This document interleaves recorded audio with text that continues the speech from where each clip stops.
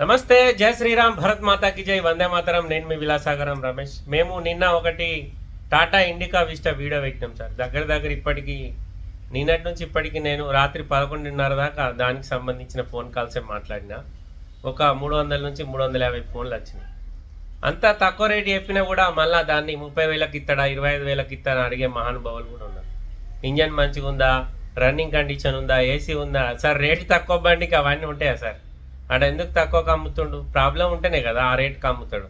తక్కువ బండ్లు పెడతలేమంటారు, తక్కువ బండి పెడితేనేమో ఇంకేమైనా తక్కువకి వస్తా అంటారు. బండి దానికి కూడా ఫోటోలు పంపు అంటారు, షోరూమ్ ట్రాక్ పంపు అంటారు.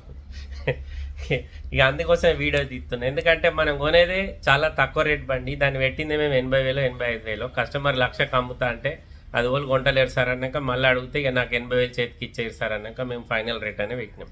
అందులో ఏం బార్గెనింగ్ కూడా ఉండదని చెప్పినాం. అయినా మళ్ళీ ఫోన్లు చేసి దానికి లోన్ ఎంత ఇస్తామని అడుగుతుర్రు. లేకపోతే ఆ బండి తీసుకొచ్చి చూపెడతాం, హైదరాబాద్లో ఉంటాం మేము, ఇక్కడికి తీసుకొచ్చి చూపెడతాం అంటారు. సెకండ్ హ్యాండ్ బండి సార్, దానికి గ్యారంటీలు ఏముండయి, వ్యారంటీలు ఉండయి, ఇన్సూరెన్స్ ఉండదు, టైర్లు గట్లనే ఉంటాయి, రన్నింగ్ కండిషన్ ఉంటుంది. దాన్ని కొనుక్కోవాలి, దానికి ఏమైనా రిపేర్ ఉంటే వేసుకోవాలి. 80,000 పెట్టిన బండికి 30,000కి వస్తుంది అంటే ఏం మాట్లాడతాం సార్?